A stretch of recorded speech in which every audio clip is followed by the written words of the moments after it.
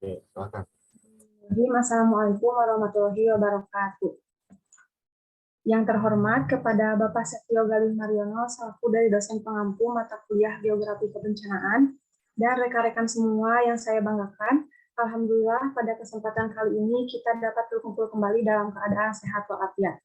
Di sini kami dari kelompok 6 akan mempresentasikan laporan hasil kelompok kami mengenai bencana banjir dan banjirop. Sebelumnya, izin memperkenalkan anggota dari kelompok 6 terlebih dahulu. Yang pertama yaitu ada saya sendiri, Sasti Lusianti, ada Lilis Nopiasari, Lutfi Paujan, Delia Lailatul, Pujianti Nurijatul, dan Gilang Adi. Baik, selanjutnya di sini terdapat subbab materi dari kelompok 6, yaitu yang pertama ada kondisi fisik dan masyarakat di wilayah bencana banjir dan banjirop. Yang kedua, kejadian bencana banjir dan banjirop serta dampaknya. Yang ketiga, pencegahan dan mitigasi bencana banjir dan banjirop. Yang keempat, kesiapsiagaan bencana banjir dan banjirop. Yang kelima, yaitu tanggap darurat bencana banjir dan banjirop. Dan yang terakhir, yaitu rehabilitasi dan rekonstruksi bencana banjir dan banjirop. Baik, kepada pemateri pertama mengenai kondisi fisik dan masyarakat di wilayah banjir dan banjirop, kepada Gilang Adi, saya persilahkan. Baik, terima kasih kepada Sasti selaku moderator pada presentasi hari ini. Di sini saya sedikit menjelaskan tentang kondisi fisik dan masyarakat di wilayah pesisir wilayah banjir dan banjirop. Bisa next. Nah, mungkin di sini ada materi pembahasan. Yang pertama, tanggap darurat bencana banjir dan banjirop. Kemudian yang kedua ada kondisi fisik dan masyarakat di wilayah bencana banjir dan banjirop. Di sini saya akan menjelaskan yang kondisi fisik dan kondisi fisik dan masyarakat di wilayah bencana banjir dan banjirop. Bisa next. Yang pertama, mungkin kita tahu tentang apa itu banjir. Bahwasannya banjir dapat dikatakan sebagai peristiwa bencana alam yang terjadi ketika aliran air yang berlebihan merendam daratan.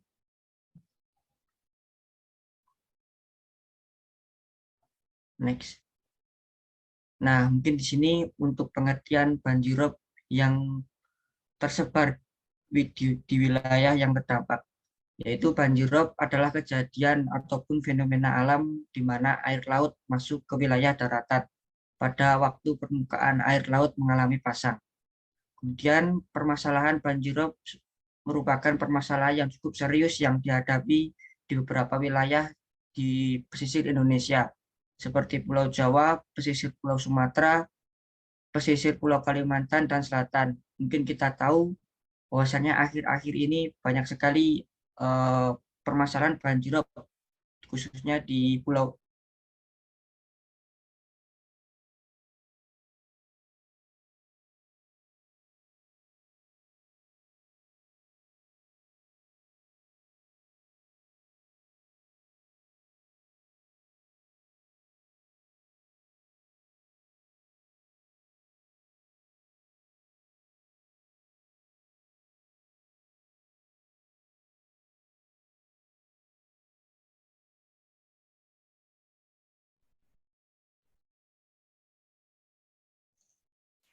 Nah, baik, mungkin dilanjut saja.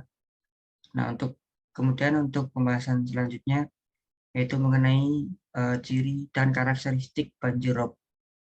Jika dibandingkan dengan jenis banjir yang lainnya, banjirop ini biasanya lebih jernih dibandingkan banjir bandang ataupun banjir yang dari luapan air sungai. Selain itu, banjir ini mempunyai ciri-ciri yang khusus. Kemudian yang pertama adalah waktu terjadinya, yang kedua adalah warna air, yang ketiga adalah musim, yang terakhir adalah kondisi daratan. Kemudian untuk penanganan banjir rob ini berbeda karena karakteristiknya banjir ini erat kaitannya dengan faktor alam dan tata kelola wilayah yang kurang baik, baik itu dari infrastruktur maupun tata kelola yang tadi.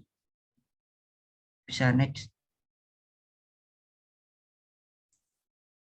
Nah, kemudian pembahasan yang selanjutnya adalah tentang mata pencaharian dan adaptasi masyarakat pesisir. Yang pertama, adaptasi masyarakat ini menurut ekologi budaya didefinisikan sebagai adaptasi merupakan suatu strategi penyesuaian diri dari yang digunakan manusia selama hidupnya merespon terhadap perubahan-perubahan lingkungan dan kondisi sosial. Kemudian yang kedua, berdasarkan beberapa pendapat mengenai adaptasi, maka dapat disimpulkan bahwasannya adaptasi merupakan upaya penyesuaian diri terhadap perubahan lingkungan. Bisa next.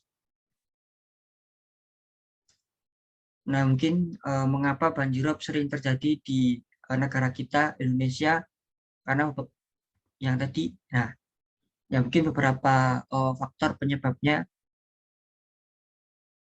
Yang pertama, karena tingginya penggunaan air tanah serta diiringi dengan tingginya laju pembangunan sehingga secara tidak langsung memicu terjadinya penurunan muka tanah karena adanya pemadatan ekuifer tanah yang disebabkan berkurangnya air yang mengisi pori-pori tanah.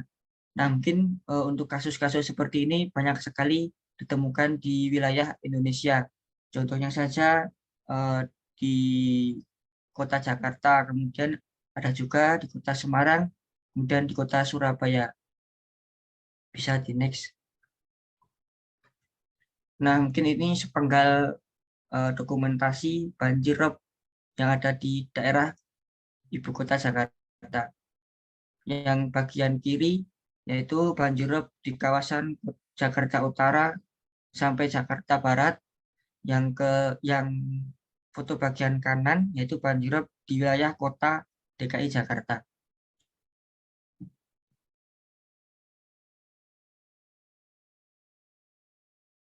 Nah, mungkin untuk pembahasan selanjutnya saya kembalikan ke moderator.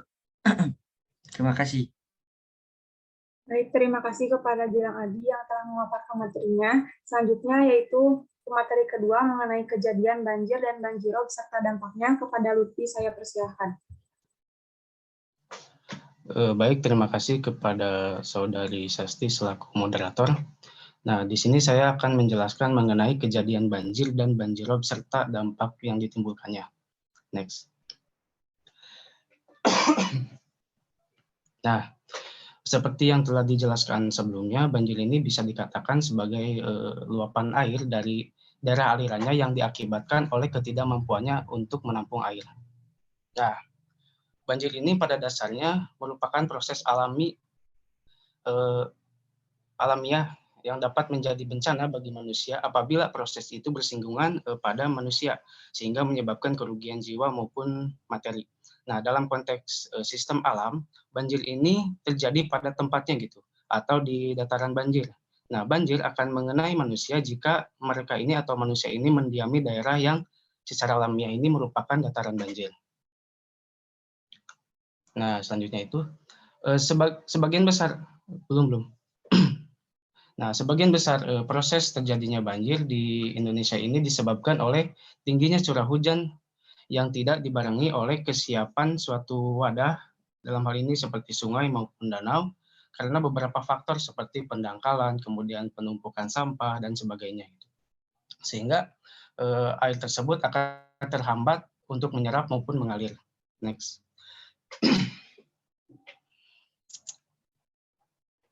Nah, di sini terdapat beberapa penyebab terjadinya banjir. Yang pertama itu ada curah hujan yang tinggi. Nah, curah hujan yang tinggi ini menjadi salah satu faktor terjadinya banjir, khususnya itu di Indonesia.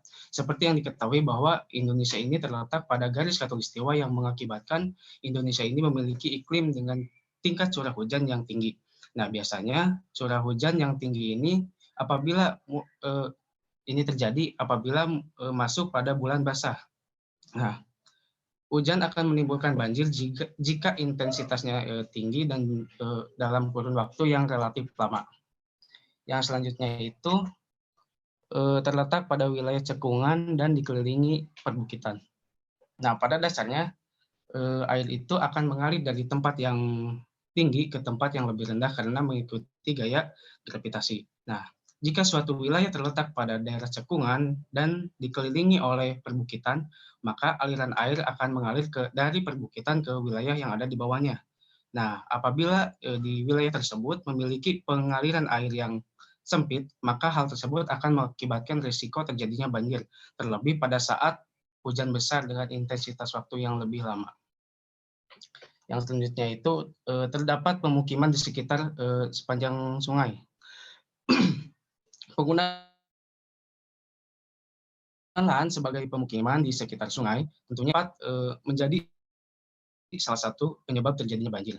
Dengan adanya pemukiman pada lahan bantaran sungai, tentunya akan menghalangi air yang terserap oleh tanah, sehingga mengakibatkan air tersebut akan meluap ke daratan karena tidak dapat diserap oleh tanah. Yang selanjutnya itu ada tidak adanya perencanaan dan pemeliharaan sistem drainase yang baik. Tidak adanya sistem drainase yang baik ini dan terencana untuk suatu daerah atau kota-kota muda yang sedang bertumbuh dengan pesat. Nah, banyak bagian-bagian lahan yang terletak di suatu cekungan yang rendah, yang semula itu merupakan daerah resapan atau tangkapan air, yang kemudian berkembang menjadi daerah pemukiman yang padat. Sehingga setiap kali turun hujan dengan intensitas tinggi dan waktu yang lama, maka air tersebut akan tergenang dan tidak dapat keluar dari daerah cekungan tersebut. Sehingga hal tersebut yang menimbulkan terjadinya banjir. Yang penyebab selanjutnya yaitu tidak adanya pola hidup bersih dan sehat. Nah, sistem pengelolaan sampah atau limbah harus dimiliki oleh setiap wilayah, terutama pada wilayah yang sedang mengalami perkembangan.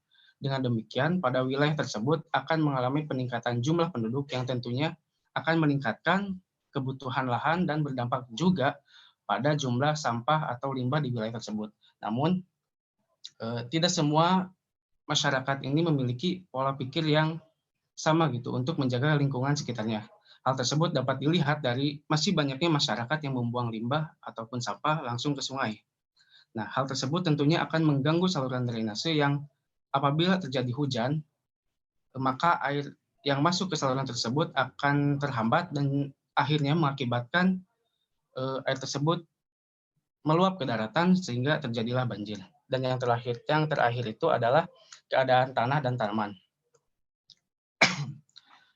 Tanah yang ditumbuhi banyak tanaman mempunyai daya serap yang lebih tinggi, sedangkan tanah yang tertutup semen, paving, ataupun aspal sama sekali tidak memiliki penyerapan air, ditambah adanya penebangan vegetasi yang menyebabkan terjadinya banjir. Next.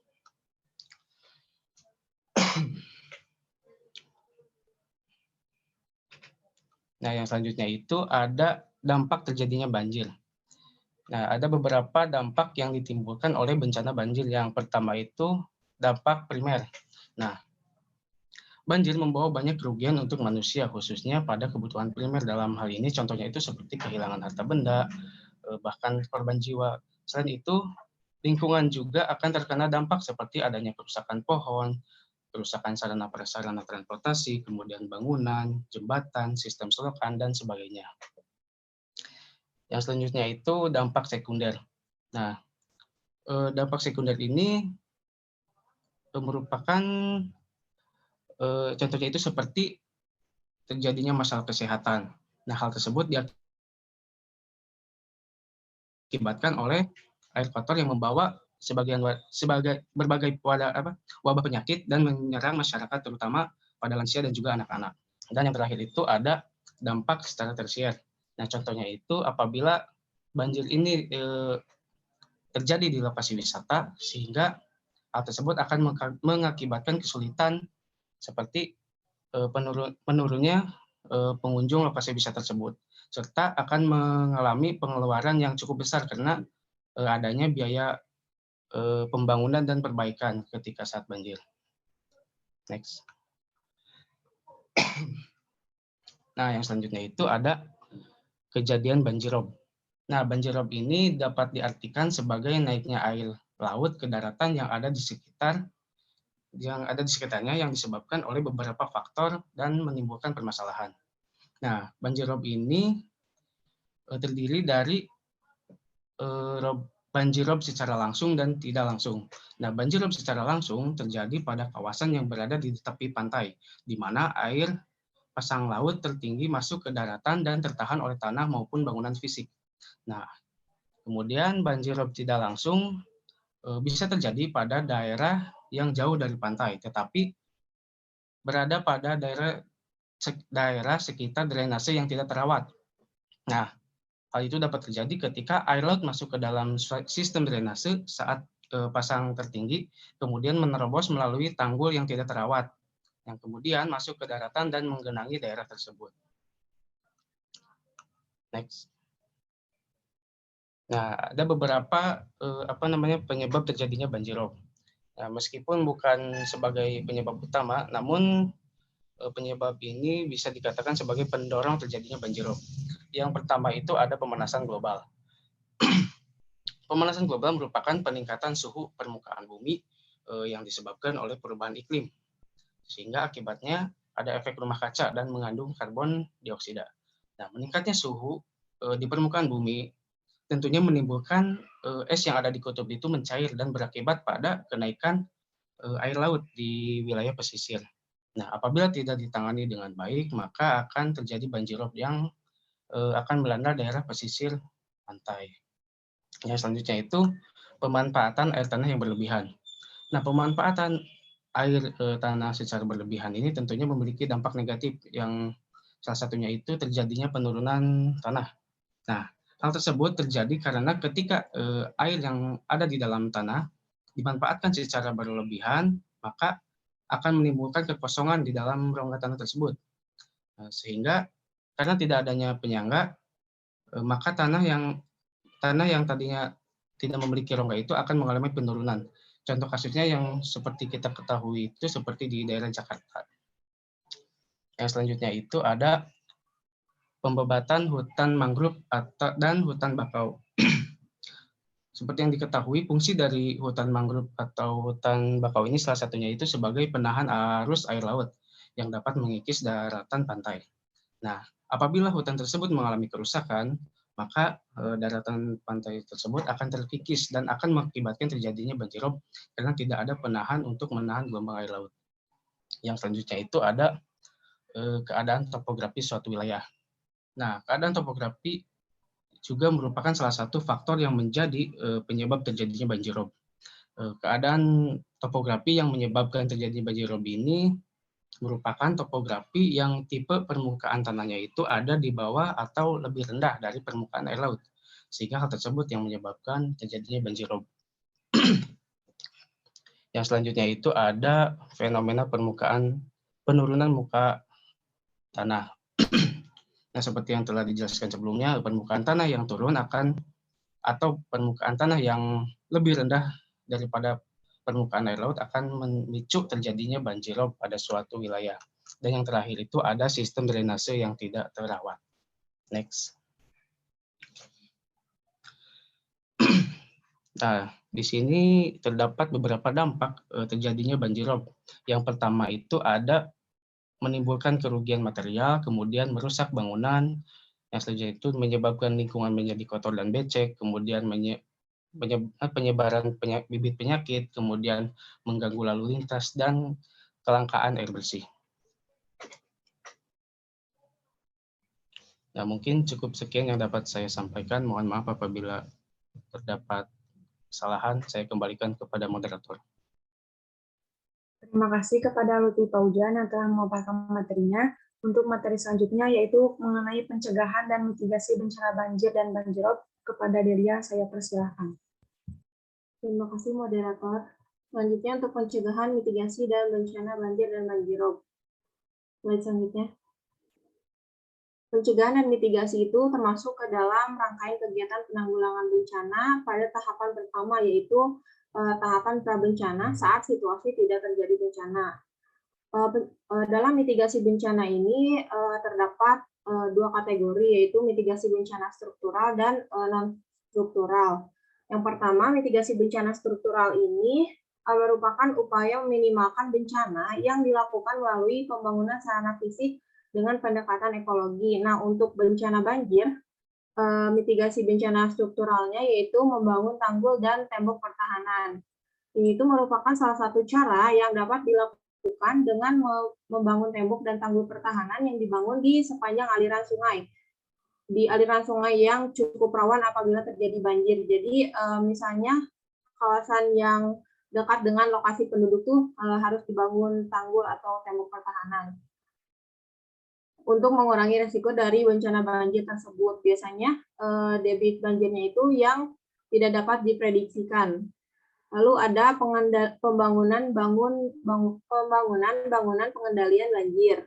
Nah, ini tuh ada sumur resapan, ada waduk atau bendungan, dan ini ada poliden, sundetan, kanal, dan kolam penampungan dan pintu air. Slide selanjutnya. Untuk mitigasi bencana struktural banjirop, ini ada pembangunan tanggul. Nah, pembangunan tanggul itu merupakan sebagai langkah penahan banjirop untuk mengantisipasi masuknya banjirop ke wilayah permukiman yang ada di daratan. Nah, cara ini tuh biasanya digunakan pada permukiman yang daratannya itu cukup rendah. Nah, jadi ketika air ketinggiannya itu bertambah, dapat diantisipasi dengan menaikkan tinggi dari si tanggul itu tersebut. Nah, material yang biasa digunakan untuk membangun tanggul itu tuh biasanya itu dari beton atau batu kali. Lalu ada pembangunan rumah pompa. Ini tuh biasanya dianggap sebagai cara yang paling efektif dalam meminimalisir dampak banjirop yang terjadi. Cara kerjanya yaitu pompa ini mampu mengatur aliran air laut yang memasuki daratan. Hal ini tuh dilakukan selama sementara. Jadi air yang dipompa tadi itu dimasukkan ke penampungan sementara. Lalu ketika airnya sudah surut, nah air dalam penampungan sementara itu dibuang ke sungai atau ke laut. Nah, masyarakat menganggap cara ini adalah cara yang paling efektif untuk mengatasi banjirop yang pasang dengan pembangunan rumah pompa. Lalu ada pengembangan kawasan mangrove. Nah, itu merupakan salah satu cara yang dianggap untuk mengurangi dampak dari banjirop tersebut. Karena hutan mangrove itu memiliki kemampuan untuk mencegah abrasi pantai. Nah, akar dari mangrove itu kuat dapat mengurangi dampak dari gelombang air laut terhadap pantai, dan penyerapan oleh pohon mangrove sangat bermanfaat untuk mengurangi genangan yang ada di daratan akibat banjirop. Slide selanjutnya, ada mitigasi bencana non-struktural. Ini itu merupakan pengurangan dampak bencana melalui pembuatan kebijakan, peraturan, atau perundang-undangan. Nah, yang pertama adalah penyusunan peraturan perundang-undangan. Ada peraturan menteri pekerjaan umum dan perumahan rakyat tentang penetapan wilayah sungai, lalu ada tentang pengalihan alur sungai dan atau pemanfaatan ruas bekas sungai, lalu ada tentang bendungan, ada tentang penetapan garis padan sungai dan garis padan danau, lalu ada Undang-Undang RI tentang pengolahan wilayah pesisir dan pulau-pulau kecil. Yang kedua ada penyusunan peta rawan bencana. Penyusunan peta rawan bencana ini dilakukan berdasarkan potensi bencana atau ancaman bahaya. Lalu ada penyusunan peta risiko bencana, itu dilakukan berdasarkan aspek kerentanan, potensi bencana atau ancaman bahaya, dan tingkat kemampuan serta kapasitas pemangku kepentingan dan kelembagaan. Lalu ada penyusunan AMDAL. Penyusunan AMDAL ini meliputi kegiatan kajian mengenai dampak penting suatu usaha atau kegiatan yang direncanakan pada lingkungan hidup yang diperlukan bagi proses pengambilan keputusan tentang penyelenggaraan usaha dan atau kegiatan. Lalu ada penyusunan tata ruang. Itu meliputi kegiatan penyusunan rencana tata ruang yang terdiri atas pola ruang dan struktur ruang daratan berbasis mitigasi bencana. Lalu yang terakhir ada penyusunan zonasi. Itu tuh meliputi kegiatan penyusunan rencana zonasi di wilayah pesisir dan atau pulau-pulau kecil di perairan berbasis mitigasi bencana. Sekian dari saya, dikembalikan ke moderator. Terima kasih kepada Delia yang telah memaparkan materinya. Selanjutnya yaitu materi mengenai pengertian tanggap darurat bencana akan dijelaskan oleh saya sendiri. Nah, jadi tanggap darurat bencana adalah upaya yang dilakukan dengan segera pada saat kejadian bencana untuk menangani dampak buruk yang ditimbulkan yang meliputi kegiatan penyelamatan, evakuasi, korban dan harta benda, pemenuhan kebutuhan dasar, perlindungan, pengurusan, dan pengungsian. Nah, jadi tanggap darurat bencana ini yaitu upaya yang dilakukan setelah terjadinya banjir. Next, please. Nah, selanjutnya yaitu ada tanggap darurat pada saat banjir dan banjirop. Yang pertama yaitu menyimak informasi dari berbagai media sosial mengenai informasi banjir yang akan terjadi. Nah, jadi kita mendengarkan pengumuman atau informasi dari radio atau pemerintah dengan mendapatkan informasi yang resmi sehingga agar bisa melakukan persiapan pada tahap sebelumnya. Yang kedua yaitu beritahu informasi kepada keluarga atau rekan kerabat.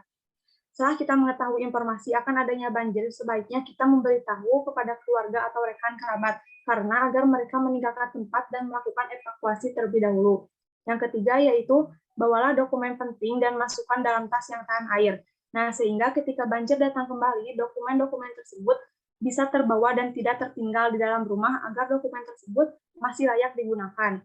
Yang keempat yaitu matikan seluruh aliran listrik. Nah, tutup dengan aman stop kontak listrik serta matikan listrik yang ada di dalam rumah agar menghindari terkenanya air. Hal tersebut agar menyelamatkan semua masyarakat yang berada di wilayah tersebut agar tidak tersentrum oleh air yang terkena aliran listrik. Yang kelima yaitu perhatikan jalur evakuasi yang telah dibuat oleh pemerintah. Nah, yang keenam yaitu pengkajian secara cepat dan tepat terhadap lokasi kerugian dan sumber daya.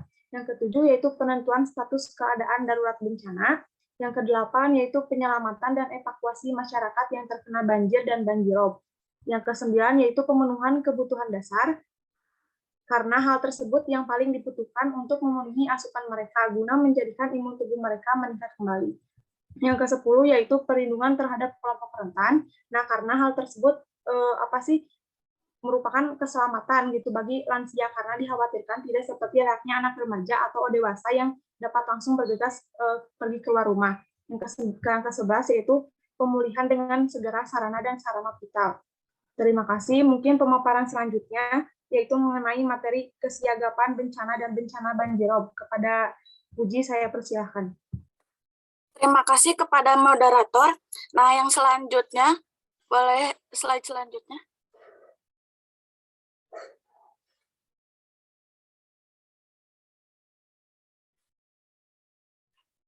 Nah, kesiapsiagaan banjirop menurut ISDR 2005, Sultan dan Tarni 2006, dan PRN Litni 2008. Yang pertama, pengetahuan dan kesiapsiagaan terhadap bencana. Jadi, alasannya paling utama seseorang untuk melakukan kegiatan perlindungan dan upaya kesiapsiagaan adalah indikator pengetahuan atau sikap individu yang semestinya dimiliki meliputi pengetahuan tentang bencana, penyebab dan gejala-gejala maupun apa yang dilakukan bila terjadi banjir. Yang kedua yaitu rencana tanggap darurat rencana. Nah, merupakan suatu rencana yang dimiliki oleh individu atau masyarakat dalam menghadapi keadaan darurat di suatu wilayah akibat bencana alam. Nah, biasanya rencana tanggap darurat sangat penting terutama pada hari terjadi bencana atau di mana dampak dari pihak luar belum datang. Yang ketiga, sistem peringatan dini. Nah, jadi hal ini meliputi tanda peringatan dan distribusi informasi. Sistem yang baik adalah informasi di mana masyarakat bisa mengerti yang akan diberikan dan tanda peringatan dini tersebut. Yang keempat, sumber daya mendukung. Nah, sumber daya mendukung dibagi tiga bagian, empat salah. Yang pertama sumber daya manusia, yang kedua sumber daya pendanaan logistik, ya nomor 3 sumber daya pembimbingan teknis, dan sumber terakhir yaitu penyediaan materi. Yang kelima yaitu modal sosial, di mana diartikan kemampuan individu atau kelompok untuk bekerja sama dengan individu atau kelompok lainnya. Jadi, masyarakat memiliki ikatan sosial yang baik antara satu dengan yang lain. Boleh slide selanjutnya. Nah, kesiapsiagaan banjirop.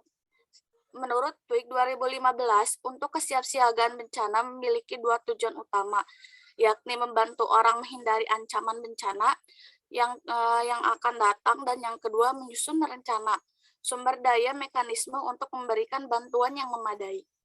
Slide selanjutnya. Nah, kesiapsiagaan banjirop. Yang pertama, penilaian kerentanan merupakan sebuah awal untuk perencanaan persiapan yang berkaitan dengan upaya mitigasi jangka panjang, pengembangan kesiapsiagaan masyarakat maupun pemerintah. Nah, analisis yang berkaitan dengan kerentanan ekonomi, yaitu kemiskinan, karena kemiskinan penduduk berpengaruh pada cara pandang masyarakat serta adaptasi dan mitigasi menyikapi banjirop terjadi. Yang kedua, perencanaan. Nah, setelah analisis dilakukan perencanaan sebagai proses memperjelas tujuan dan arah kesiapsiagaan, menelaah tugas dan tanggung jawab secara lebih rinci maupun lembaga ataupun masyarakat yang melakukan tanggap darurat. Yang ketiga yaitu rencana kerja institusi, merupakan kerangka kerja institusi tercipta dari kesiapsiagaan bencana dan respon yang terkoordinasi. Yang keempat, sistem informasi merupakan menyeluruh terkait mekanisme penyampaian informasi dari pemerintah ke masyarakat, sebaliknya belum terlihat. Informasi yang perlu diketahui itu terkait banjirop yang harus disebarluaskan antara lain bahaya, ancaman banjirop, apa yang harus dilakukan, dan kemana ketika banjirop terjadi. Yang kelima, basis sumber daya merupakan hal yang terkait dengan barang-barang, persediaan makanan, tempat penampungan, dan materi lainnya. Pelayanan seperti perencanaan dan penyelamatan, teknik, medis, dan spesialis nutrisi. Dan yang terakhir, dana bantuan untuk barang yang tidak mudah ditimbun atau tidak diantisipasi. 6. Sistem peringatan merupakan sistem peringatan dini atau early warning system, sistem penyampaian informasi prediksi terhadap sebuah ancaman kepada masyarakat sebagai peristiwa bencana. Jadi sama seperti yang sebelumnya, harus cepat, akurat, tepat sasaran, dan mudah diterima, mudah dipahami, serta dapat dipercaya informasinya. Boleh slide selanjutnya?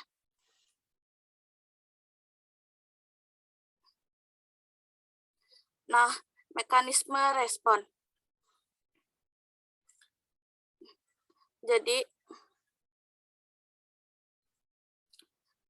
seharusnya berhubungan dengan lembaga penanggulangan bencana yang didirikan masyarakat, lembaga penanggulangan bencana dan korban. Jadi, mekanisme yang dilihat atas 3 tadi. Yang ke-8, pendidikan dan pelatihan. Hal tersebut ditekankan kepada pendidikannya umum, terus pelatihan khusus yaitu pelatihan yang disediakan untuk dewasa, program-program perluasan, informasi umum untuk memberi pesan-pesan yang diproyeksikan dan direncanakan sensitif. Yang selanjutnya, pelatihan khusus yaitu pelatihan yang disediakan untuk masyarakat umum juga, program-program perluasan, informasi umum memberikan pesan-pesan yang diproyeksikan dirancang secara sensitif melalui berbagai media. Yang 6, gladi. Gladi biasanya merupakan sarana mengevaluasi kesiapsiagaan, mengidentifikasi kesenjangan-kesenjangan yang masih ada guna meningkatkan kesiapsiagaan ke depannya. Mungkin itu yang dapat saya sampaikan, dikembalikan lagi kepada moderator. Terima kasih kepada Pujianti yang telah memaparkan materinya. Terakhir yaitu pemaparan materi mengenai rehabilitasi dan rekonstruksi bencana banjir dan banjirop. Kepada Riri saya persilahkan. Ya, baik. Terima kasih kepada moderator. Materi selanjutnya yaitu berkaitan dengan rehabilitasi dan rekonstruksi bencana banjir dan banjirop. Nah, rehabilitasi berdasarkan Peraturan Kepala Badan Nasional Penanggulangan Bencana Nomor 11 tahun 2008 tentang pedoman rehabilitasi dan rekonstruksi pasca bencana.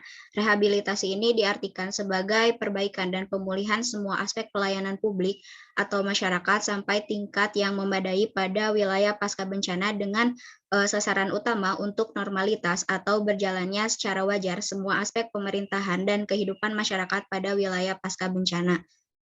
Nah, untuk tindakan rehabilitasi ini dapat dibedakan menjadi dua tindakan, yaitu tindakan jangka pendek dan juga tindakan jangka panjang.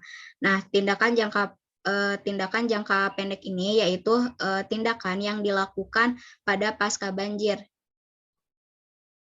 untuk mengembalikan layanan utama kepada masyarakat dan mencakupi kebutuhan pokok masyarakat. Kemudian terkait tindakan jangka panjangnya yaitu tindakan yang dilakukan untuk mengembalikan kondisi masyarakat kepada kondisi normal atau bahkan lebih baik.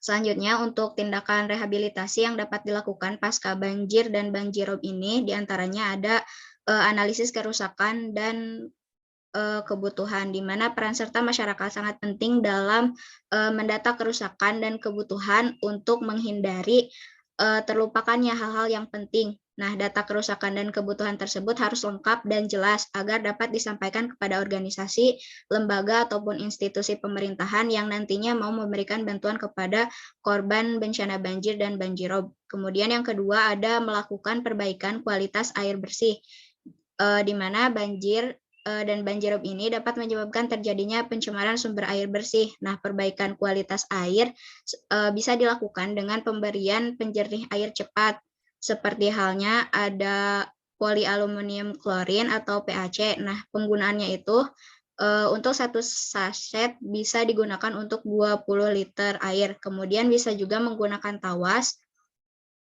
Penggunaannya 1 sendok teh tawas ini bisa digunakan untuk 20 liter air juga. Kemudian selanjutnya ada pembangunan gedung dan infrastruktur, di mana pembangunan kembali gedung, kemudian sarana dan prasarana umum ini harus mengacu kepada tindakan kesiapsiagaan dan mitigasi banjir. Nah, agar dampak banjir dan banjirop berikutnya itu dapat ditekan sekecil mungkin. Selanjutnya ada pemulihan sosial psikologis, di mana pemulihan sosial psikologis ini merupakan kegiatan pengaktifan kembali elemen-elemen masyarakat agar dapat kembali menjalankan fungsi sosial secara normal. Kegiatan ini dapat dilakukan oleh siapa saja yang sudah terlatih. Nah, tujuan dari pemulihan sosial psikologis ini yaitu agar masyarakat mampu melakukan tugas sosial seperti sebelum terjadi bencana serta tercegah dari mengalaminya dampak psikologis lebih lanjut yang mengarah pada gangguan kesehatan mental. Selanjutnya itu rekonstruksi. Rekonstruksi merupakan perumusan kebijakan dan usaha serta langkah-langkah nyata yang terencana baik konsisten dan berkelanjutan untuk membangun kembali secara permanen semua prasarana, sarana, dan sistem kelembagaan, baik di tingkat pemerintahan maupun masyarakat dengan sasaran utama tumbuh berkembangnya kegiatan perekonomian, sosial, dan budaya, tegaknya hukum dan ketertiban, dan bangkitnya peran dan partisipasi masyarakat sipil dalam segala aspek kehidupan bermasyarakat di wilayah pasca bencana.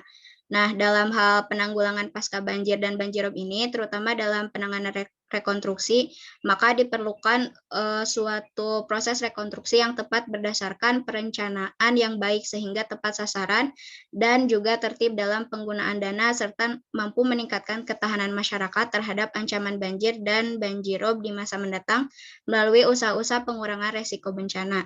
Nah, proses rekonstruksi pasca banjir dan banjirop yang baik ini harus menghasilkan pemulihan kondisi masyarakat, baik secara fisik, mental, sosial, dan ekonomi, serta mampu menurunkan kerentanan terhadap banjir, bukan memperparah kondisi kerentanan yang dapat menyebabkan terjadinya banjir. Kemudian pelaksanaan rekonstruksi ini terbagi menjadi 2 program, yaitu yang pertama ada program rekonstruksi fisik dan program rekonstruksi non-fisik. Untuk program rekonstruksi fisik ini merupakan tindakan untuk memulihkan kondisi fisik lingkungan yang terkena banjir melalui pembangunan kembali secara permanen prasarana dan sarana pemukiman, pemerintahan, dan pelayanan masyarakat dan lain-lain. Kemudian untuk program rekonstruksi non-fisiknya merupakan tindakan untuk memperbaiki atau memulihkan kegiatan pelayanan publik dan kegiatan sosial ekonomi serta kehidupan masyarakat seperti sektor kesehatan, pendidikan, perekonomian, pelayanan kantor, pemerintahan, peribadatan, dan kondisi mental sosial masyarakat yang terganggu pasca banjir. Nah, cakupan dari rekonstruksi non-fisik ini meliputi ada kegiatan pemulihan layanan yang berhubungan dengan kehidupan sosial dan budaya masyarakat, kemudian kegiatan partisipasi dan peran serta lembaga atau organisasi kemasyarakatan dunia usaha dan juga masyarakat, serta adanya kegiatan perekonomian masyarakat, serta pemulihan fungsi pelayanan publik dan pelayanan utama dalam masyarakat, dan yang terakhir, pemulihan terhadap kesehatan mental masyarakat. Sekian yang dapat saya sampaikan, saya kembalikan kepada moderator. Terima kasih. Terima kasih kepada Lilis Nopiasari yang telah memaparkan materinya, dan terima kasih juga kepada rekan-rekan semua yang telah memaparkan materinya. Baik, selanjutnya yaitu saya buka sesi diskusi. Untuk sesi pertama yaitu 3 orang penanya terlebih dahulu. Kepada rekan-rekan yang akan bertanya dipersilakan bisa langsung on mic ataupun langsung di chat di kolom Zoom.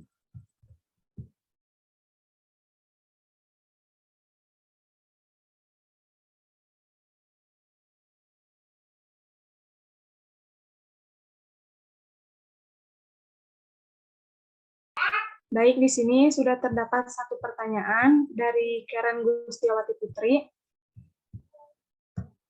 dari kelompok 3, yaitu pertanyaannya tadi dijelaskan bahwa banjirop merupakan suatu fenomena alam di mana air laut masuk ke wilayah daratan pada waktu permukaan air laut mengalami pasang.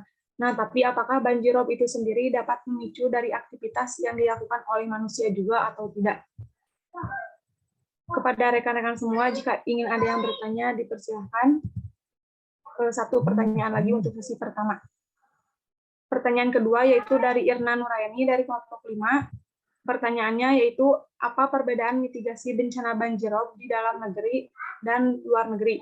Mitigasi bencana apa yang efektif diterapkan di pesisir pantai selatan Jawa yang memiliki gelombang air laut yang cukup tinggi? Mungkin kepada rekan-rekan semua dari kelompok 6, apakah ada yang ingin mencoba menjawab pertanyaan dari Karen atau Irna? Saya persilahkan.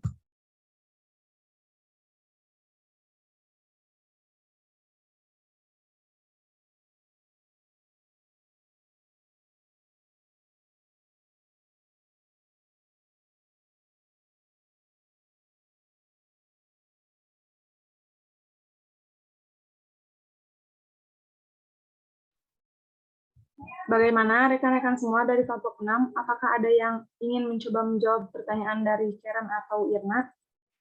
Saya persilahkan.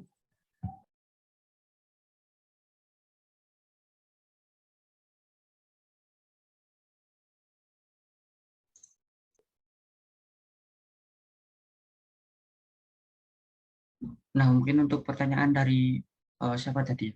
Bentar. Pertanyaan dari Vanessa, mungkin sebentar ya, baru di ringkas gitu pertanyaan jawabannya. Ya, baik. Di sini sudah ada satu pertanyaan lagi dari Vanessa Mutiara dari kelompok 2, yaitu pertanyaannya, apakah banjirop itu memang selalu mengalami perluasan secara alamiah atau ada faktor lain yang telah mempercepat luas genangannya? Dan bagaimana bentuk adaptasi masyarakat yang tinggal di wilayah pesisir dalam menghadapi banjirop? Mungkin kepada rekan-rekan semua, di sini kami izinkan untuk memberikan waktu terlebih dahulu untuk diskusi.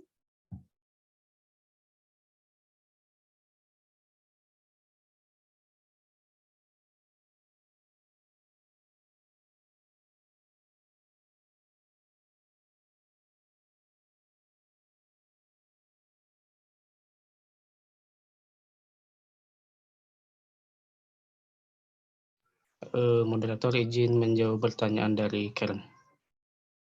Ya, mangga. Nah, dalam pertanyaan ini,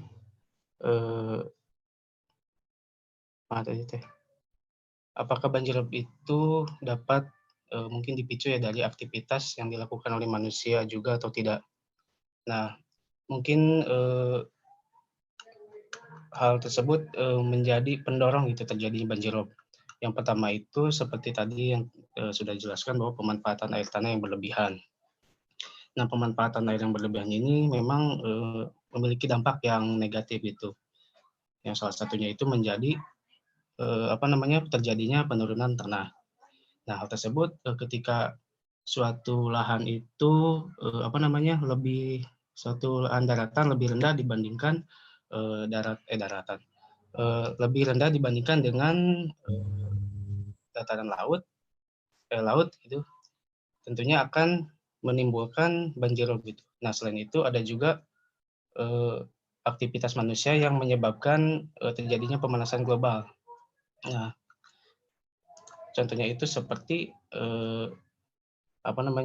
peningkatan emisi gas yang berasal dari kendaraan, kemudian seperti penebangan pohon, kemudian penggunaan listrik yang berlebihan, kemudian ada limbah industri dan sebagainya gitu. Mungkin dari saya seperti itu. Barangkali ada ingin ditambahkan, silakan. Baik, izin menambahkan ya jawaban dari Karen. Nah, tambahannya yaitu aktivitas manusia juga dapat menyebabkan banjirop gitu. Nah, terutama reklamasi pantai. Nah, kan reklamasi pantai ini merupakan bentuk aktivitas manusia yang dapat memicu terjadinya banjirop. Nah, tujuan dari reklamasi pantai ini yaitu untuk menjadikan kawasan berair yang rusak atau belum termanfaatkan menjadi suatu kawasan yang baru, yang lebih baik dan bermanfaat untuk berbagai keperluan ekonomi gitu. Nah, terus yang kedua, aktivitas manusia juga yang dapat menyebabkannya yaitu eksploitasi lahan pesisir. Nah, oleh manusia yang dapat menyebabkan penurunan muka air tanah sehingga memicu amblesnya permukaan tanah dan intrusi air laut. Karena ketika dieksploitasi secara berlebihan, maka sumber daya alam tersebut akan menipis secara terus-menerus dan dapat menurunkan kualitas lahan yang ada di daerah tersebut. Nah, jadi dapat disimpulkan gitu ya bahwa banjirop juga dapat disebabkan oleh aktivitas manusia yang dilakukan secara berlebihan ketika terus-menerus dilakukan. Mungkin begitu Karen jawaban yang dapat saya sampaikan. Bagaimana, apakah cukup dimengerti atau kurang paham? Sama-sama Karen. Mungkin kepada rekan-rekan semua, jika ada yang ingin membantu menjawab pertanyaan dari kelompok 6, saya persilahkan. Izin masuk, moderator. Ya, baik, Gilang. Mungkin di sini saya akan menjawab pertanyaan dari Vanessa ya. Yang pertama itu, apakah banjirop ini mengalami perluasan wilayah secara alamiah? Kalau menurut pendapat saya, banjirop ini kan tidak menentu gelombangnya. Jadi gelombang laut itu tidak menentu apakah dia tinggi ataupun rendah. Kemudian apakah mengalami suatu perluasan? Menurut saya jelas itu sangat mengalami. Mungkin kita tarik ke belakang saja, yaitu saya contohkan yaitu wilayah Kampung Pulo. Kampung Pulo ini berada di Jakarta Barat kalau tidak salah. Nah, jadi awal mulanya itu Kampung Pulo ini adalah sebuah kampung biasa seperti penduduk biasanya, tetapi seiring berjalannya waktu, seiring berjalannya permasalahan-permasalahan yang ada di DKI Jakarta ini, bahwasanya Kampung Pulo ini waktu demi waktu tenggelam gitu. Tenggelam dalam artian karena terjadinya banjirop ini yang tidak terkendali di ibu kota sendiri gitu. Nah, kemudian masalah yang dihadapi negara Indonesia ini terhadap banjirop tersebut yaitu adalah kesalahan menggunakan tanggul gitu. Tanggul ya terbuat dari terisi oleh semen, terisi oleh pasir, dan terisi oleh yang lainnya. Nah, mungkin kita tahu bahwasanya untuk tanggul ini hanya penanganan sementara gitu, paling 1 bulan ataupun 2 bulan sudah jebol kembali gitu. Nah, itu mungkin permasalahan yang kita hadapi untuk masalah banjirop tersebut gitu. Nah, kemudian banjirop ini banjirop ini memicu itu terjadinya apa namanya, ya seperti tadi, seperti kampung tenggelam yang ada di Kampung Pulau Jakarta. Kemudian aktivitas manusia memicu terjadinya banjirop, seperti yang pertama, pemumpaan air tanah yang berlebihan, kemudian pengerukan alur pelayaran, dan yang ketiga adalah reklamasi pantai, merupakan bentuk aktivitas manusia yang memicu terjadinya banjirop terjadi. Kemudian juga eksploitasi lahan pesisir oleh manusia yang menyebabkan penurunan muka air tanah sehingga memicu amblesnya permukaan tanah dan intrusi laut. Kemudian selanjutnya yaitu tentang bagaimana bentuk adaptasi masyarakat yang tinggal di wilayah pesisir dalam menghadapi banjirop. Nah, mungkin kita tahu bahwasannya Indonesia ini merupakan salah satu negara kepulauan yang terluas di dunia. Panjang pesisir negara kita itu kurang lebih 71 kilometeran atau sekitar 14% dari panjang garis pantai. Nah, hal itulah yang menempatkan Indonesia menjadi negara yang memiliki pesisir terpanjang di dunia setelah pesisir di Kanada, kalau tidak salah. Kemudian persoalan pesisir di Indonesia ini menjadi salah satu masalah yang serius adanya bencana. Kemudian bagaimana cara masyarakat pesisir adaptasi? Yang pertama, menurut pandangan saya, yaitu menurut pandangan saya bentuk strategi itu sangat banyak untuk masyarakat pesisir. Yang pertama, adaptasi mengenai ekonomi, adaptasi mengenai sosial, kemudian adaptasi secara ekonomi itu dilakukan masyarakat sekitar pesisir ditunjukkan untuk mempertahankan fungsi dari bangunan yang ada meskipun banjirop melanda. Berbagai upaya adaptasi secara ekonomi ataupun fisik yang dilakukan oleh masyarakat pesisir itu adalah modifikasi dari renovasi rumah, pengamanan perabotan rumah tangga, perbaikan jalan lingkungan, dan perbaikan saluran drainase lingkungan. Nah, itu mungkin adaptasi secara ekonomi atau secara fisiknya. Mungkin seperti itu yang bisa saya jawab. Mungkin dari Vanessa bisa mencari sumber referensi yang lain gitu. Terima kasih. Mungkin kepada rekan-rekan kelompok 6, apakah ada yang ingin menambahkan? Saya persilahkan. Ingin menambahkan. Ya, boleh Delia. Jadi banjirop itu diakibatkan pasang air laut dan diperparah oleh adanya fenomena kenaikan muka air laut serta penurunan muka tanah sehingga menjadi faktor dalam perluasan genangan banjirop. Nah, untuk adaptasi masyarakat kawasan pesisir terhadap bencana banjirop itu misalnya di Kecamatan Sayung Kabupaten Demak, Jawa Tengah, itu adaptasi masyarakatnya itu pada tempat tinggalnya membuat tanggul, meninggikan rumah dan atapnya, meninggikan lantai rumah dengan cara menguruk, dan membuat saluran air di sekitar rumah. Lalu ada adaptasi pada ketersediaan air bersih itu dilakukan karena banjirop itu kan berdampak pada salinitas dan kebersihan kualitas air pada daerah tersebut. Jadi sehingga masyarakatnya itu membutuhkan air bersih yang layak konsumsi yang diperoleh dari pasokan dari daerah lain ataupun dari PAM maupun dari truk tangki yang biasanya untuk warga itu karena itu tuh harus mengeluarkan biaya dari masyarakat sendiri untuk truk tangki tersebut. Lalu ada adaptasi pada lahan tambak itu dilakukan untuk mengurangi dampak dan kerugian akibat banjirop. Itu dilakukan dengan membuat tanggul, memasang jaring atau waring di sekeliling tambak, peninggian tanggul, pembuatan saluran air penghubung antar kolam tambak, serta penanaman dan perawatan tanaman bakau di sekitar pantai dan tambak.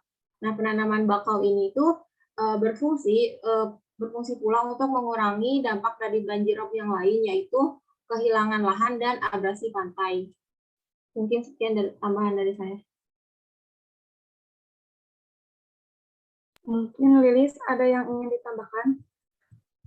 Ya, terkait pertanyaan Vanessa yang mengenai faktor lain yang telah mempercepat luasnya genangan banjirop, Mungkin salah satu faktor yang bisa menyebabkan perluasan genangan itu salah satunya adalah hilangnya vegetasi khas pantai seperti halnya itu pohon mangrove dan juga bakau, sehingga sehingga genangan banjirop ini tuh akan memperluas gitu, akan meluas karena hilangnya vegetasi tersebut. Mungkin sekian dari saya. Terima kasih. Bagaimana Vanessa atas jawabannya, sudah cukup dipahami atau masih kurang?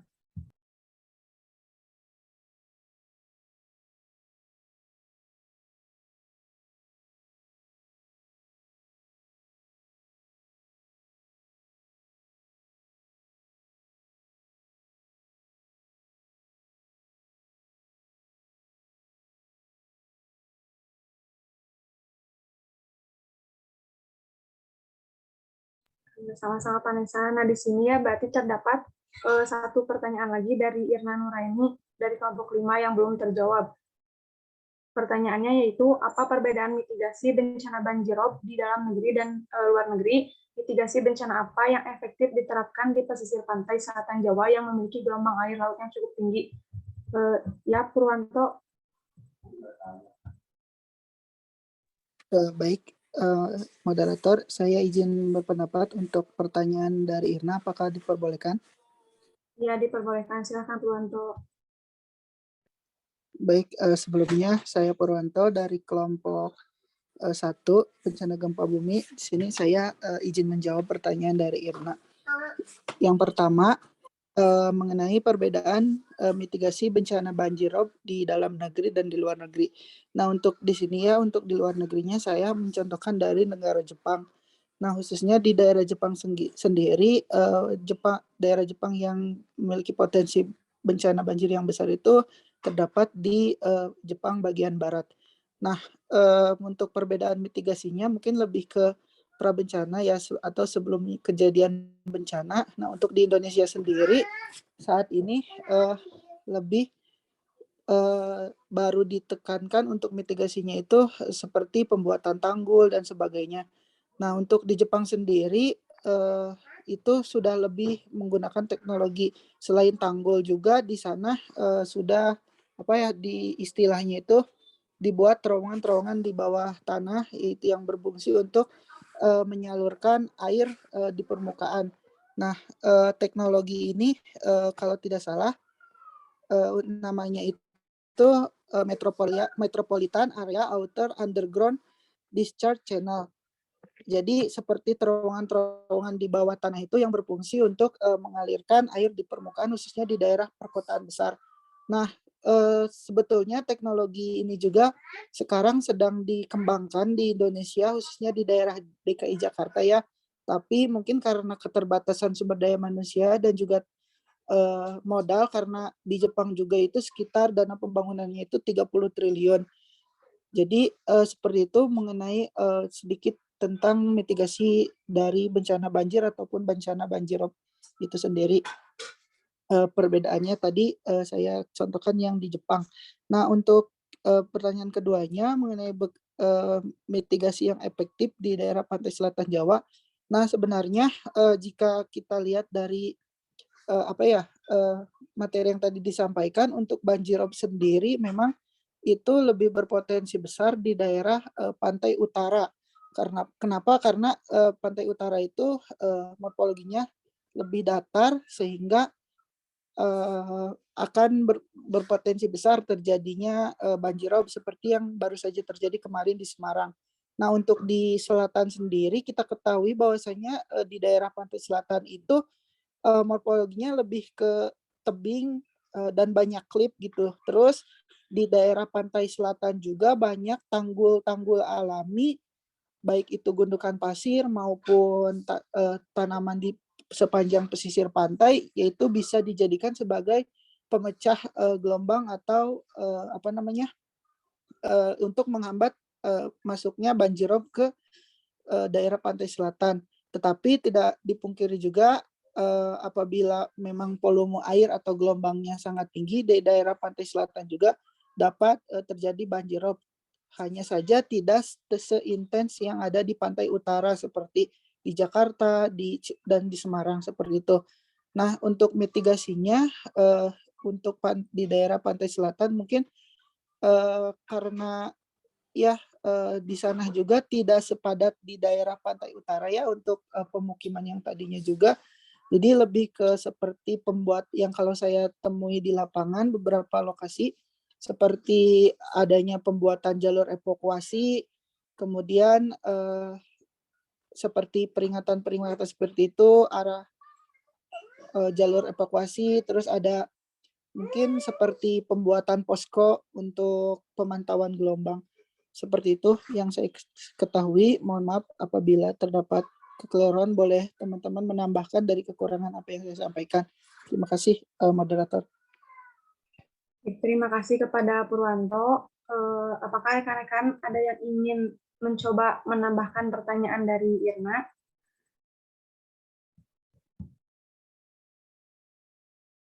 Mungkin sudah cukup ya. Bagaimana Irna atas jawabannya? Apakah sudah cukup atau masih kurang?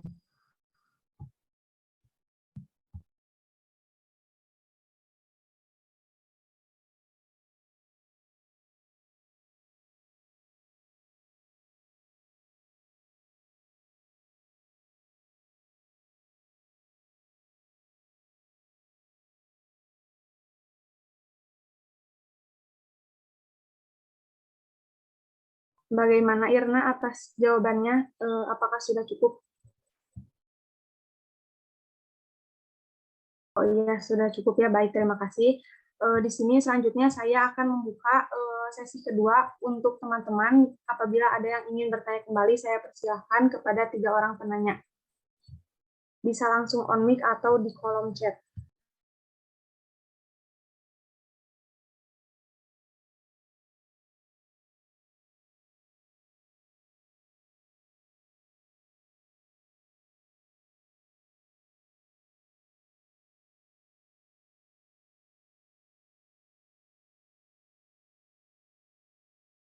Bagaimana rekan-rekan semua? Apakah ada yang ingin bertanya kembali?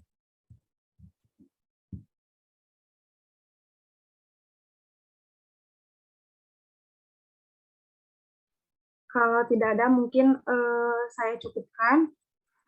Saya kembalikan terlebih dahulu kepada Pak Tio.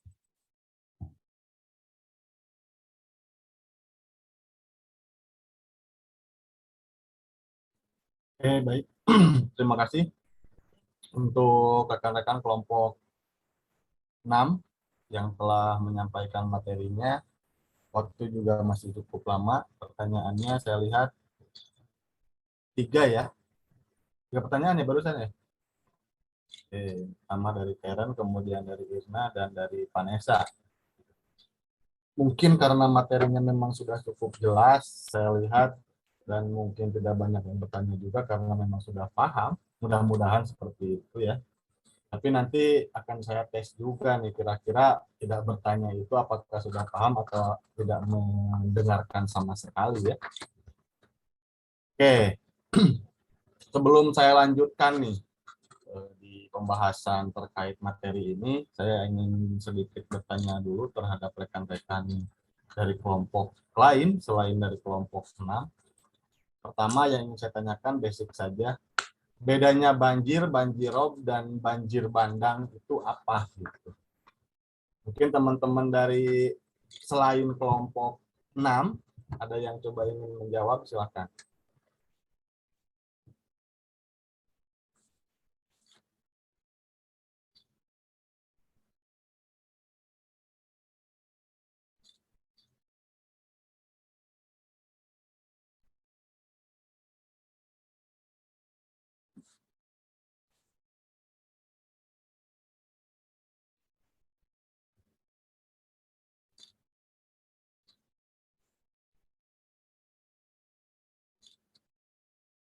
Gimana, ada gak yang mau jawab?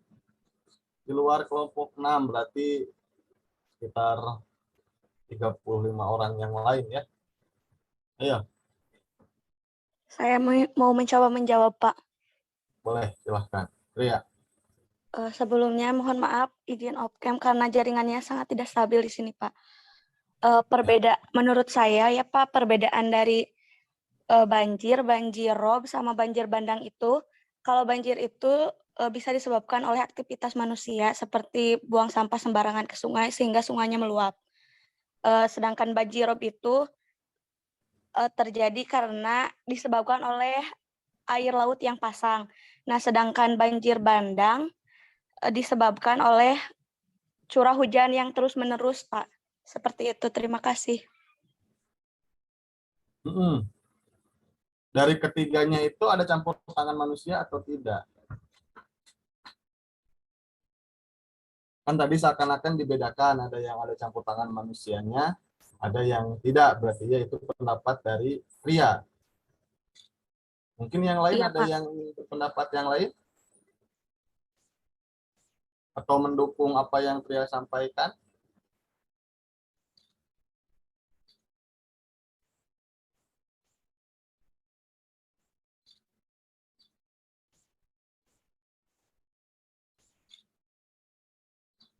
Saya ingin laki-laki, coba ada?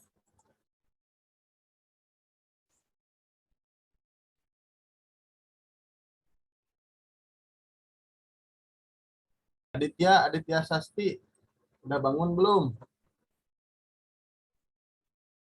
Aditya Ramadan Sasti, mana?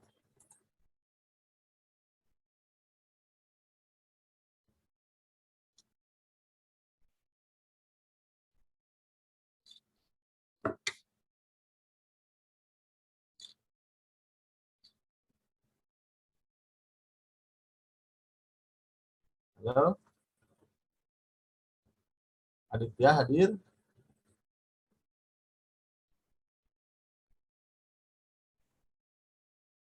Nggak ada ya. Yang lain, silakan, laki-laki.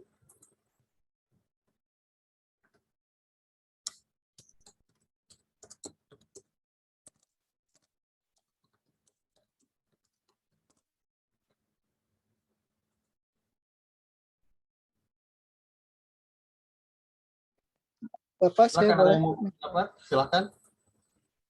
Iya Pak, saya Purwanto punya izin menambahkan sedikit tadi untuk ketiga perbedaan dari banjir tersebut. Yang pertama mungkin untuk banjir sendiri, di mana itu kondisi suatu wilayah yang digenangi air. Nah, untuk penyebabnya sendiri ada beberapa, yaitu yang pertama karena hujan yang secara terus-menerus, kemudian ada yang disebabkan oleh meluapnya sungai.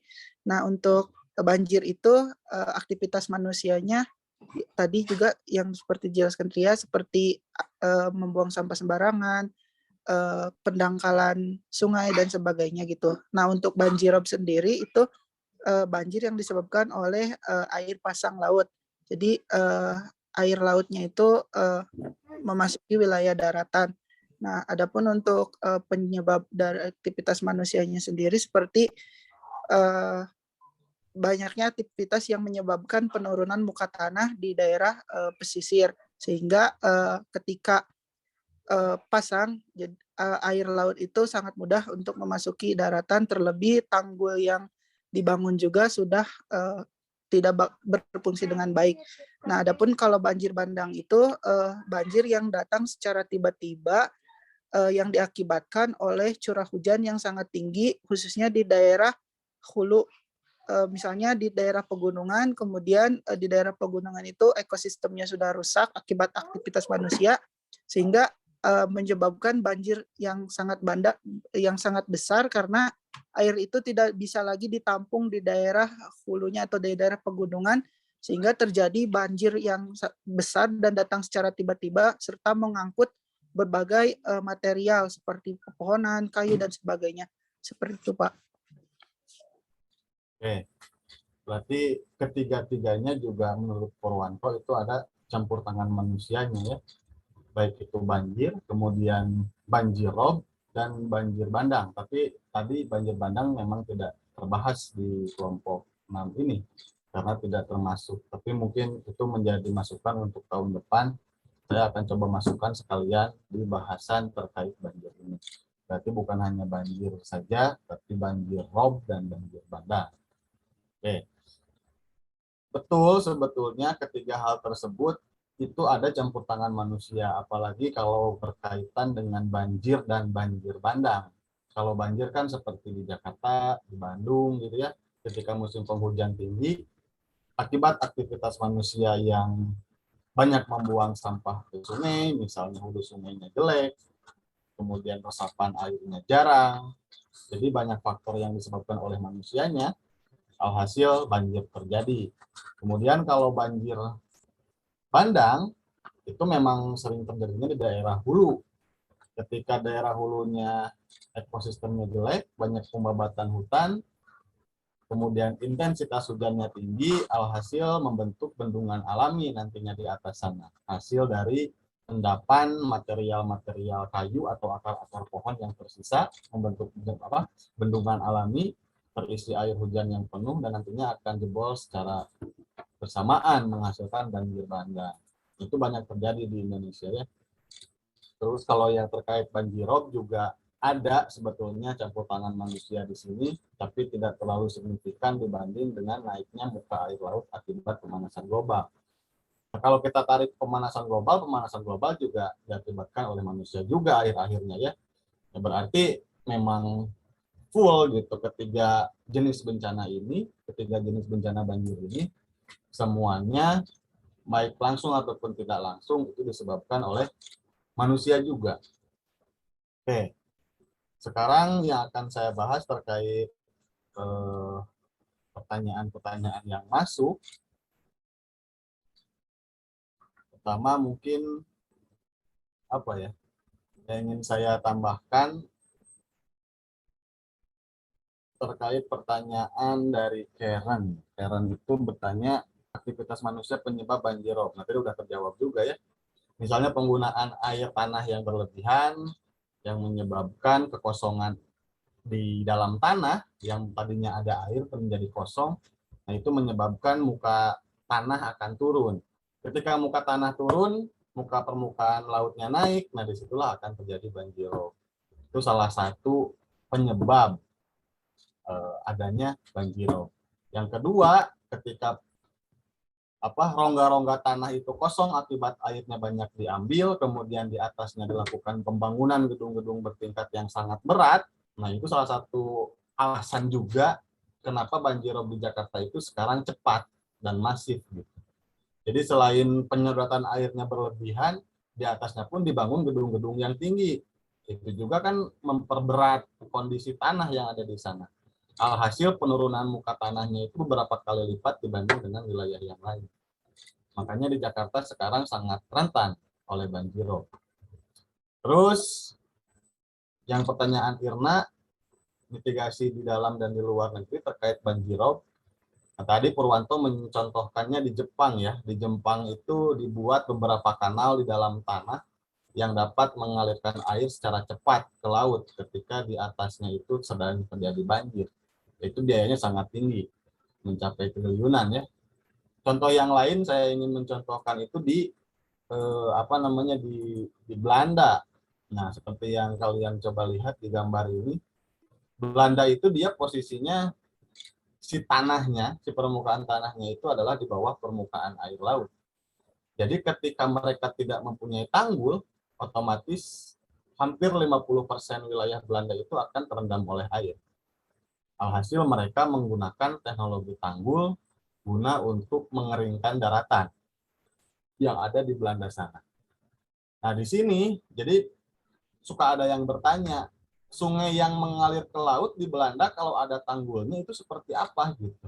Kan tidak dapat masuk ke laut ya, sungai-sungai tersebut. Karena posisi lautnya pun ada di atas, sedangkan sungainya ada di bawah. Nah, di Belanda ini kenapa dia dikenal dengan sebutan negara kincir angin? Dulunya, kincir angin tersebut berfungsi sebagai pengangkat air sungai ke laut. Jadi penggunaan kincir angin tersebut untuk mengangkat atau mengalirkan air yang ada di sungai yang posisinya di bawah permukaan laut masuk ke laut yang posisinya ada di atas. Jadi fungsi kincir angin itu adalah untuk mengalirkan air sungai ke laut. Makanya Belanda banyak kincir anginnya dan disebut negara kincir angin. Nah, mungkin teknologi-teknologi seperti ini di beberapa daerah yang sekarang permukaan air lautnya mulai naik dan permukaan tanahnya turun, itu mungkin bisa diadaptasi gitu ya, terutama di Indonesia sendiri seperti Jakarta. Makanya di Jakarta itu kan sempat ada isu mau dibikin apa namanya giant seawall ya, seperti gambar sebelah kanan ini. Bentuknya pun Garuda, dan secara sekilas ini meniru konsep yang ada di Dubai ya. Kalau di Dubai itu dia konsepnya pohon palem. Pohon palem menjadi pulau-pulau daratan yang baru, kemudian dibangunlah di sana fasilitas-fasilitas umum dan tempat-tempat dengan fungsi yang lain. Tapi kalau di Indonesia, selain memang untuk estetika dalam hal ini menambah daratan untuk ruang yang semakin banyak, tapi berfungsi juga untuk tanggul juga. Jadi kalau di Indonesia itu fungsinya double. Pertama sebagai tanggul penahan rob, yang kedua adalah sebagai menambah daratan yang baru untuk digunakan sebagai fasilitas-fasilitas umum dan publik yang lain. Kalau di Dubai itu fungsinya hanya untuk fasilitas umum tanpa ada fungsi untuk tanggul. Itu di Dubai ya. Kalau Belanda itu fungsinya hanya untuk tanggul tanpa untuk fasilitas umum. Berarti Indonesia ini ya mengadopsi dua hal. Yang pertama tanggulnya dari Belanda, yang kedua menambah daratannya itu dari Dubai. Dan ini juga banyak pertentangan kalau di Indonesia. Di Indonesia pertentangannya itu dari pemerhati lingkungan katanya. Karena apa? Karena disinyalir pembuatan giant seawall di Jakarta ini akan merusak ekosistem terumbu karang yang ada di sana. Tapi kalau menurut saya ya, saya tidak mengambil posisi di pihak yang kontra. Justru kalau saya di sini mengambil posisinya di pihak yang pro. Kenapa? Karena ini yang pertama akan menanggulangi banjirop. Yang kedua, kalau terkait ekosistem mungkin bisa dibangun lagi nanti setelah tanggul ini jadi. Gitu. Nah, jadi ekosistem lain yang sudah teruruk gitu ya, teruruk ataupun menjadi daratan terumbu karangnya nanti bisa dibangun lagi di tempat yang lain di sela-sela apa namanya badan air yang ada di sekitar reklamasi pulau-pulau ini. Itu juga bisa diadakan sebetulnya. Jadi tidak ada masalah terkait lingkungan. Oh, lingkungan di Jakarta Utara itu sekarang juga sudah rusak tanpa adanya ini. Mungkin dengan ada ini juga bisa memperbaiki lingkungan tersebut. Gitu ya. Dan sekarang juga sedang berjalan tentunya pembangunan ini. Terlepas antara pro dan kontranya. Gitu. Kalau di tempat-tempat yang lain di Indonesia saya lihat proses mitigasinya itu terkait banjirop yaitu dengan cara membuat secara alami, yaitu dengan cara menanam mangrove, bakau, dan lain sebagainya. Itu yang ada di Karangsong, Indramayu misalnya. Di Indramayu itu sekarang banyak penanaman pohon mangrove dengan tujuan untuk menghambat proses banjirop. Kalau untuk mitigasi bencana banjirnya sendiri, di Indonesia kan suka dikenal ada yang disebut banjir kanal barat, banjir kanal timur, ya. Kalau di Jakarta itu, yaitu fungsinya apa? Itu fungsinya untuk membelokkan air yang ada di sungai-sungai utama di Jakarta biar masuk ke banjir kanal barat atau banjir kanal timur tersebut. Jadi debit airnya dipecah biar tidak menumpuk di suatu tempat dan terjadi genangan. Jadi proses mitigasinya seperti itu. Atau menyodet. Ada yang pernah dengar nggak sodetan sungai? Yo. Ada yang pernah tahu?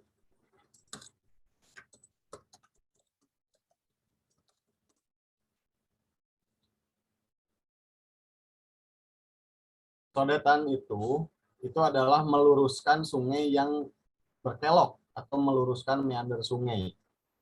Pernah dengar nggak? Misal nih, ini di Jakarta nih Sungai Ciliwung. Sungainya kan bermeander seperti ini, berkelok-kelok ya, yang sebelah kanan nih. Nah, sodetan itu seperti ini. Misalnya ini awalnya dari sini airnya. Dia diluruskan ke sini sungainya. Digali, dibikin sungai yang baru ke tengah sini. Dan yang ininya dihilangkan. Fungsinya adalah ketika sungai tersebut menjadi lurus dan tidak berkelok seperti ini, diharapkan genangan air akan cepat hilang ketika debit airnya tinggi. Gitu. Karena tidak akan tertahan dulu di kelokan sungainya. Jadi dia akan langsung lurus alirannya lancar ke laut.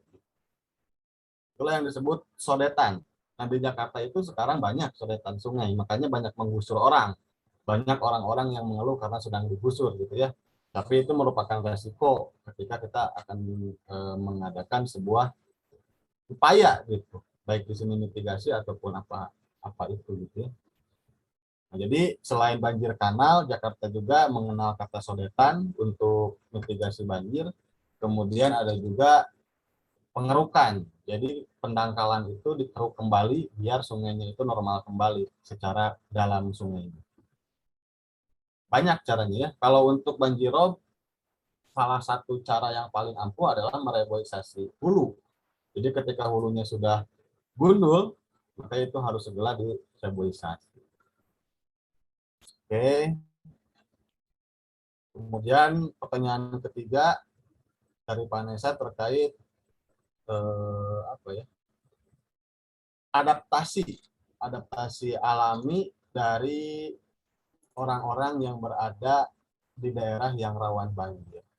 Begitu ya pertanyaannya.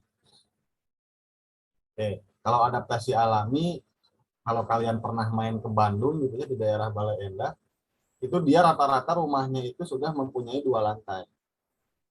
Nah, pembangunan rumah 2 lantai itu salah satu adaptasi mereka untuk menghindari banjir ketika musim hujan datang. Jadi ketika banjir musim hujan datang, mereka akan pindah ke lantai 2 semua aktivitasnya, atau ke lantai 3 misalnya, biar bisa tetap tinggal di tempat tinggal seperti itu. Atau kalau yang lebih alami itu ada di daerah Kalimantan. Kalimantan itu kan banjir setiap hari kadang-kadang ya, di daerah, terutama di daerah-daerah sungai besar. Itu mereka rumahnya itu memiliki tiang-tiang yang tinggi. Jadi tiang-tiang tersebut itu adalah bentuk adaptasi terhadap banjir.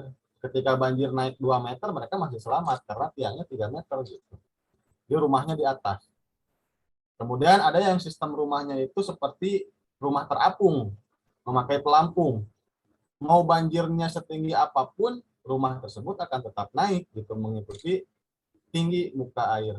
Jadi mereka akan tetap aman tinggal di daerah banjir tersebut. Jadi banyak sebetulnya bentuk-bentuk adaptasi alami terkait banjir. Kalau untuk banjir rob sulit ya, adaptasi alaminya selain untuk pindah apalagi kalau banjir rob, karena nanti tanahnya akan menjadi laut gitu.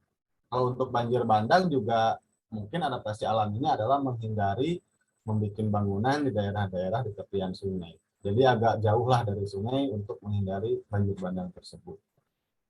Oke, terus apakah banjir rob itu memang selalu mengalami perluasan secara alami? Nah, kalau banjir rob itu memang perluasannya secara alami karena adanya pemanasan global di sana ya. Karena kan muka air laut itu naiknya bertahap. Misalnya tahun ini naik 5 cm, tahun depan naik 5 cm lagi. Ya kerasa setelah 100 tahun naiknya udah 5 meter misalnya. Gak mungkin sekaligus naik gitu. Makanya dia perluasannya itu bertahap dan secara alami terkait perluasan daerah yang tergenang oleh banjir rob. Kalau naiknya sekaligus, ya mungkin itu namanya tsunami gitu banjirnya ya. Misalnya naik langsung 200 meter karena lapisan esnya mencair sekaligus 1 hari, yaitu mungkin tsunami yang datang. Dan Surabaya, Jakarta, kemudian daerah-daerah pesisir lain di Indonesia mungkin akan hilang sekaligus gitu ya. Yang tersisa adalah daerah-daerah pegunungan yang ada di Indonesia. Itu cukup mengerikan juga sebetulnya. Oke, ada yang tanyakan dulu sebelum saya akhiri?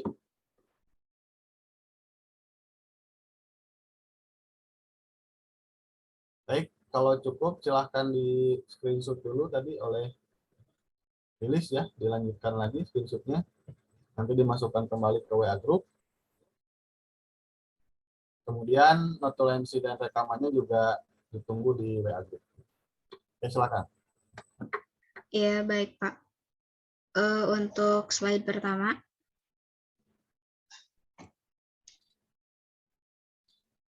Kemudian untuk slide kedua.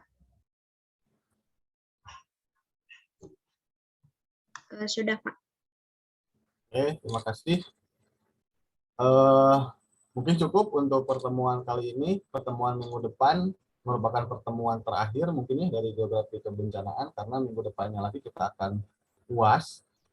Jadi kelompok terakhir terkait bencana sosial mudah-mudahan lebih maksimal lagi.